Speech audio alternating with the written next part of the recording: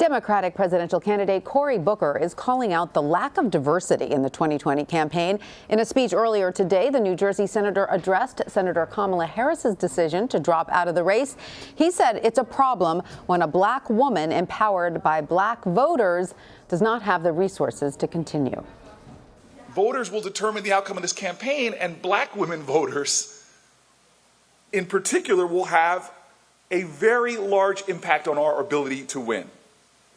And so I'm just going to say it plain. It is a problem that we now have an overall campaign for the 2020 presidency that has more billionaires in it than black people. So I want to bring in Erinn Haines and Antjuan Seawright. Erinn is the national writer on race and ethnicity for the Associated Press and a professor at Princeton University. And Antjuan is a CBS News political contributor and Democratic strategist. Thanks to both of you for being with us. So, Antjuan, what do you take away from Senator Booker's speech earlier today, where he makes a very good point? There are more billionaires, than black women in this race now. 1,000%. No one can dispute that, but I probably disagree with him a little bit. I'm not one of those people who will be mad at someone for making money.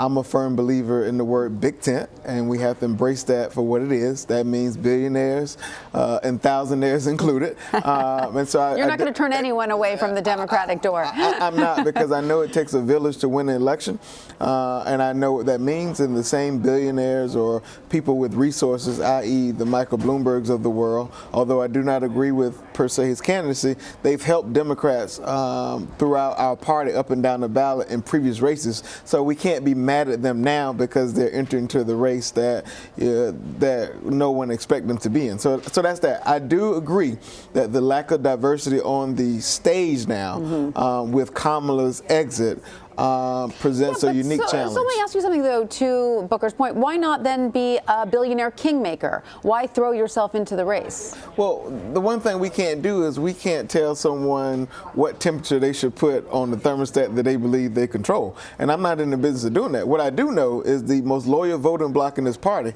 African-American voters, will have their say-so in who the nominee will be, regardless of whether Bloomberg runs or Steyer or whoever. And to that point, Steyer's been in this race for a very long time and still cannot, I think, crack the political concrete and African-American voters that Joe Biden seems to enjoy. So, Erinn, let me turn to you now. So could we see these points that Senator Booker is making have an impact on the primary?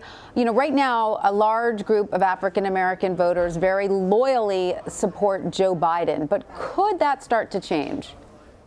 Well, certainly it could. I mean, I think that was the lesson of the 2008 election, where you had Hillary Clinton having a very strong tie to black voters, up until the primary. And then you had, Barack Obama, who many people, didn't know was a national figure at that point, win Iowa, surprising a lot of folks. And that really gave him the momentum that he needed to go into South Carolina, and for black voters to be convinced that he was someone that was electable, that he was somebody that could be the Democratic nominee and eventually the first black president of the United States. And so I think that is something that, while Joe Biden certainly has had up to this point unwavering support with black voters, that is something that could go away if there's another candidate that is able to erode that support, or is somehow able to prove that they are more viable than he is to beat Donald Trump, which is the priority of a lot of Democratic voters and certainly African-American voters. So, Antjuan, what is your take on Joe Biden's seeming lockhold on the African-American vote at this moment? I always use the word "to this point" when I talk about his support.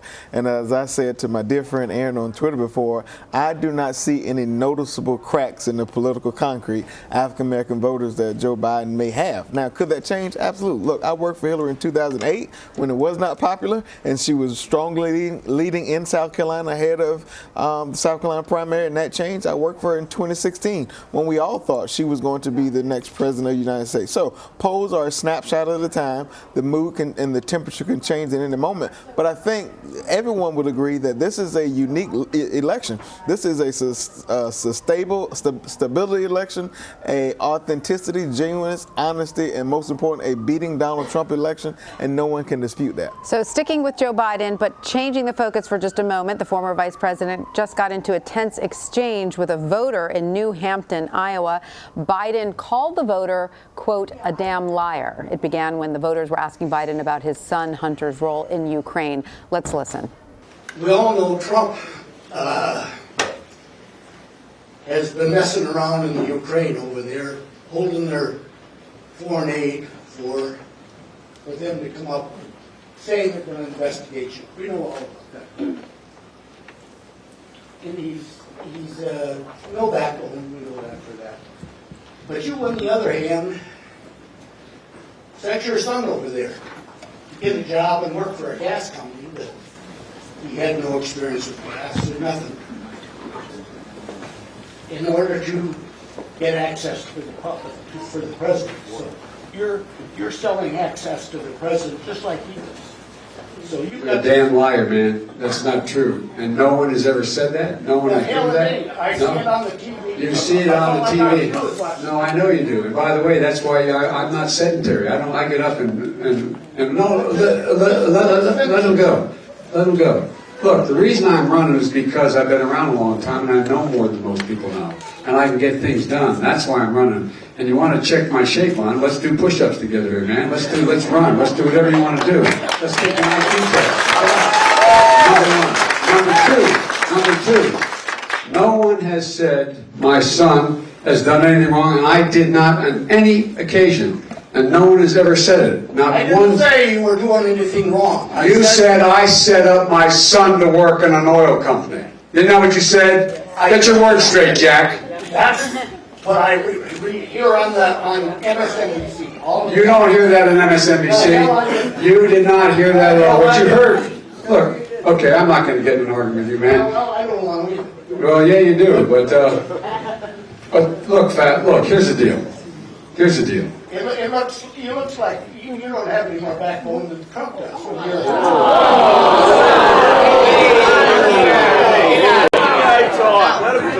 Any other questions? So, Antjuan, what do you make of that exchange? How do you think Biden handled it as a Democratic strategist? Would you have advised him to handle it a little differently? I mean, clearly he's speaking to a receptive audience. They were backing him there. But the fact is, you've got a Democratic supporter bringing up these talking points about Ukraine, right? Look, again, I lived through 2016 in which you had Democratic supporters making similar arguments about Hillary Clinton's emails and some of the noise we heard that the right wing was putting out, that the media wanted to play very loudly, and that seemed to take over the space and environment. So we've seen this movie before. But did he handle that well? I think Joe Biden handled it very well. The worst thing his staff can do is try to not let Joe Biden be Joe Biden. Him speaking to the gentleman the way he has, his interactions, I think that's who Joe Biden is, and that's why he enjoys some of the favorability and flavorability he enjoys in this presidential primary. But my note to Democrats, the same arguments, he's too old, the conflict of interest, these same things we've heard before in 2016, and we went into a general election divided, and as a result, we have Donald Trump in the White House. So we have to ask ourselves the question, are we looking for a perfect candidate, or are we looking for a candidate who's well positioned? I don't know if it's Joe Biden. The voters will decide that. What I do know is we can't go into this business of tackling people with the same jersey on as us. So, Erinn, would you like to weigh in here? I mean, former Vice President Joe Biden is consistently popular among black voters. As we said, a CBS News battleground tracker found Biden with 49% of support from black Democrats in early contest states.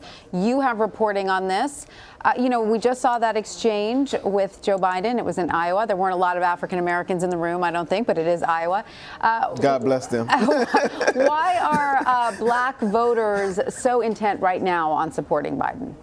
Well, I think it's a couple of reasons. For one, my reporting, I talked to a lot of the black people who know Joe Biden best, and those are the African Americans that he had to court for their vote for nearly half a century in Delaware, which has the 8th most populous African American population in the country.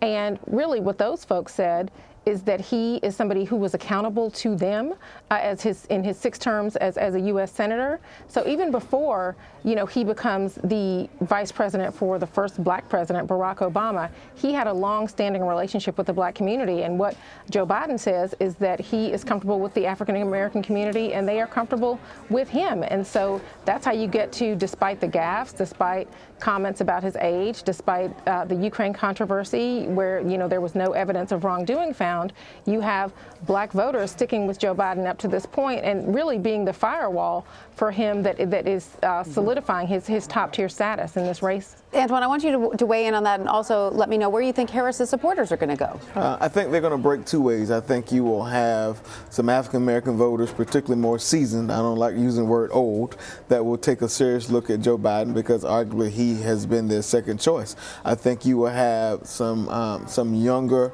the college-educated voters who feel like Biden may be disconnected from their version of reality. It may take a serious look at between Warren and Sanders and perhaps Mayor Pete.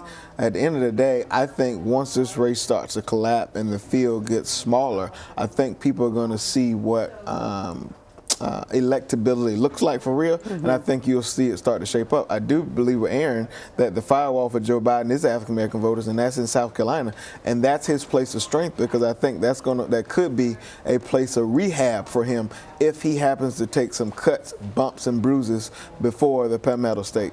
All right. Well, Antjuan Seawright and Erinn Haines, we thank you for sharing your insight with us. Thanks so much. Thank you.